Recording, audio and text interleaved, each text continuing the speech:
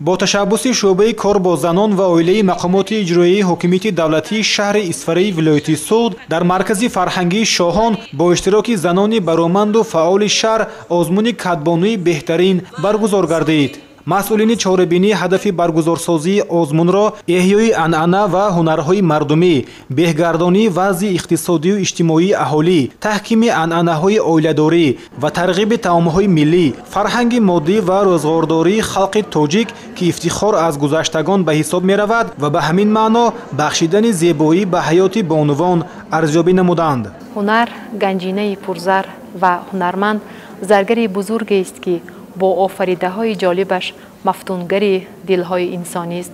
توجه اساسگزار صلح و وحدت ملی، پیشوای ملت، پرزیدنت جمهوری تاجیکستان محترم امام علی رحمان نسبت هنر و هنرمندی، احیای عنعنه‌های ملی و صاحب کسب و هنرمند نمودن زنان و دختران خیلی خاصه و صمیمی است.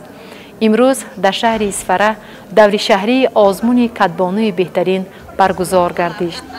مقصد از برگزار نمودن آزمون کدبانوی بهترین این جلب نمودن زنان و دختران هنرمند، کدبانوهای صاحب ذوق به احیا و رشد عنعنه‌های ملی، بلند برداشتن معرفت خانه‌داری، آماده نمودن دختران به حیات مستقلانه، پروریدن احساس خودآشنایی و میهن‌پرستی، احیا و حفظ نگاهداشت سنت‌های ملی اجدادانمان در سمت آماده نمودن خوراک‌های ملی، خورش‌های با لذت، طعام‌های ملی و بلند برداشتن هنر دسترخوان آرایی میباشد.